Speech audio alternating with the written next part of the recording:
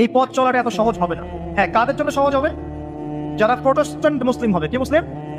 Protestant মুসলিম। এটা কেমন?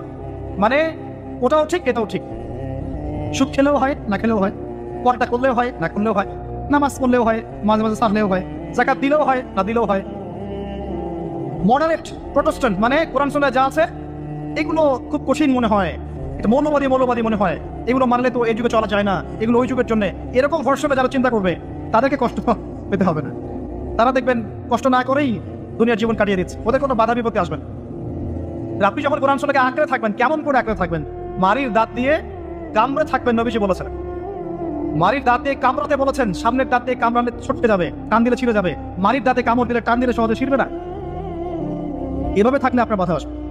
এখন আপনার সামনে দেখবেন আপনি কিছু ফিতনা এবং কিছু সলিউশন। আপনি নিয়াত করেছেন যে আপনার যে গুনাহগুলো হয়েছে এগুলো থেকে আপনি তওবা করবেন ইনশাআল্লাহ, আগামী দিনগুলো আপনি কোরআন এবং সুন্নাহ অনুসারে চলবেন। এই কথা সেটা একবার আছেন তো? এখন চলতে গিয়ে দেখবেন যে আপনি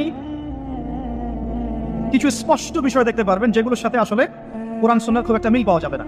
আপনি দেখবেন স্পষ্ট শিরক করছে মুসলিমরা, আপনি দেখবেন স্পষ্ট বেদাত করছে, আপনি দেখবেন হারাম খাচ্ছে। মুসলিম যুবকরা মাদক, পর্নোগ্রাফি, জেনা, ফিমিক্সিং, আপনার জুয়া, ক্যাসিনো, এই যে আপনার টিকটক প্রজন্ম, এগুলো নিয়ে ব্যস্ত আছে।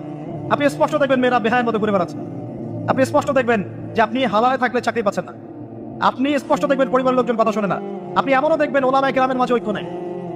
এমন দেখবেন, আপনি এমনও দেখবেন যে মানুষ দিনকে দুনিয়ার বিনিময়ে বিক্রি করে দিচ্ছে। আর এমন দেখবেন যারা আপনার উপরে আছে তারা দিন সম্পর্কে তেমন কোনো জ্ঞান রাখে না। এমন জটিল পরিস্থিতিতে আপনি কি করবেন তখন? এরপরে আপনি যখন বিশ্বের দিকে তাকাবেন তখন দেখবেন বিশ্বের সমস্ত পরাশক্তিরা ঐক্যবদ্ধ ইসলামের বিরুদ্ধে। বিশ্বের সমস্ত বড় বড় পরাশক্তিরা ঐক্যবদ্ধ ইসলামের বিরুদ্ধে। দেখবেন আপনি ইসলামের কোনো খিলাফা নাই, দেখবেন কোনো ইমাম নাই, কোনো আমির নাই, কোনো জামা নাই। দেখবেন আপনি সেই রকম সালফে সালাহিনের যুগের মতো সৌর্যবীর্য, ব্যক্তিত্ব, গায়রাত কিছু নেই। মনে হবে যেন আমরা দাসত্বের শৃঙ্খলা আবদ্ধ হয়ে গেছে। তখন আপনি কষ্ট পাবেন মনে মনে। আপনার মধ্যে ইমান থেকে থাকলে আপনি কষ্ট পাবেন, ভিতর থেকে কষ্ট ফিল করবেন। যদি প্যারালাইজড রোগী হয়ে থাকেন তাহলে কষ্ট ফিল করবেন না। চেতনা থাকে দিনের, কষ্ট ফিল করবেন। তখন আপনার স্ট্রাগল শুরু হবে। তখন আল্লাহ যদি আপনাকে বুঝ দেন, আল্লাহ দেখবেন আপনি কি করেন।